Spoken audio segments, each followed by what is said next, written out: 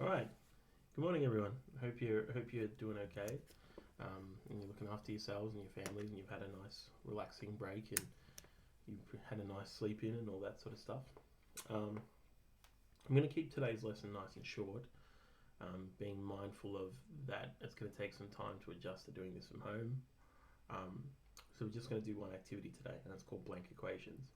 Now, the idea is you want to try and fill in these blank spots with either positive or negative numbers so that it equals whatever it says it equals at the end, right? So the first one, I need to find three numbers that plus together to equal 10, okay? Now the good news is that you can do this in a whole bunch of different ways, but I'm just going to do it the way that I think the easiest is. The only rule is you can't use 0. So I'm going to do 2 plus 3, that's 5, plus 5 equals 10, right? So that's how I'm going to do my first one. The second one, I've got to make it equal to, and there's something plus something minus something. So you've got to think about what you could do to do that. I'm going to do, let's say I'm going to do negative 2 plus 5. Negative 2 plus 5 gives me positive 3, so minus 1 equals 2. And I encourage you to try and use some negative numbers in there as well, because it makes it more challenging.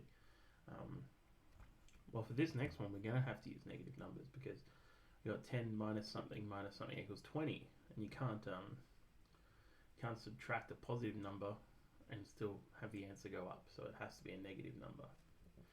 I'm going to do 10 minus negative 4 minus negative 6.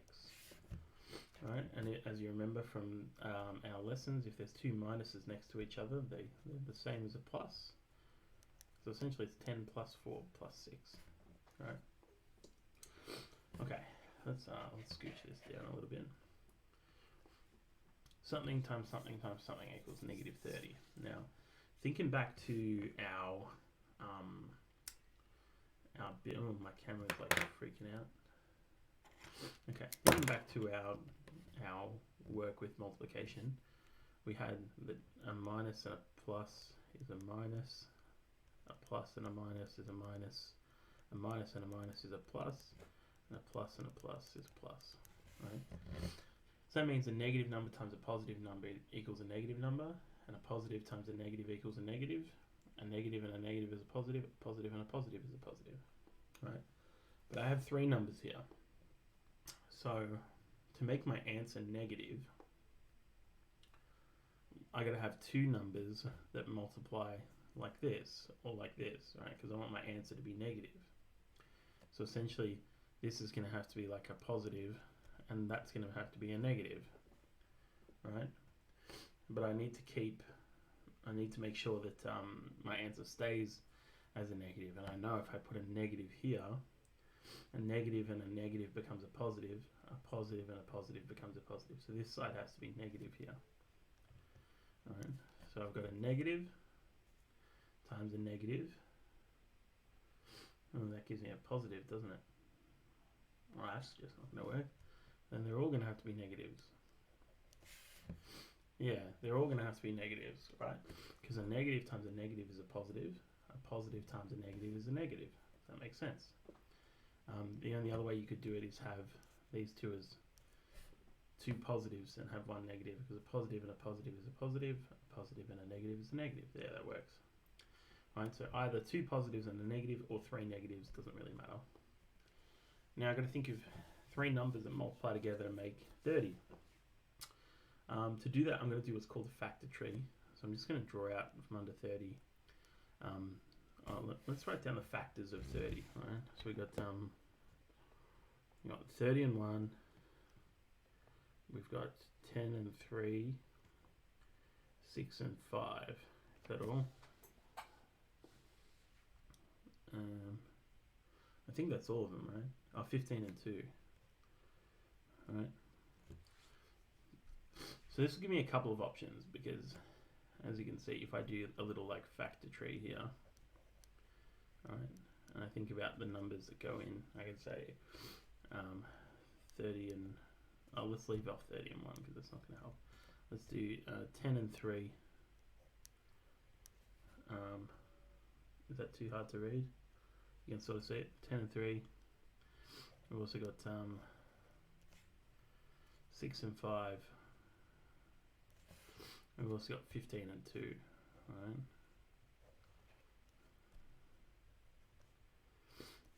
And I can really pick any of these combinations because what I want is so if these are the numbers that multiply to make 30, that's what these have to be. But there has to be another sum that multiplies to make this. So essentially, one of these numbers can be prime, but the other one cannot. And that's how all these work anyway, so that's not too bad. So let's say I pick 6 and 5 as my pair. I can put in the 5 here. Now these two numbers have to make 6. So what are the two numbers that make 6? 3 and 2, or 6 and 1, right? So we can go, let's say, -3 and -2, -5. -3 times -2 is +6, times -5 gives you -30. And you can do that with any of these. There's 5 and 2 for this one. There's 5 and 3 for this one. Doesn't really matter which pair you choose, as long as one of the numbers you can break down into another set of pairs. Anyway, that's how I would do it. You know, you can just do a bit of trial and error or however you like to. Last one, we're going to do a big sum. We're going to see how it comes out. There's a lot of negatives in here, so my best advice is to break everything down into like pairs. So I'm going to put in some brackets here. And I'm going to solve each of these individual sums, and then work my way to getting it smaller. How can I do this? Let's just adjust this for a second so you can see a bit better. Okay.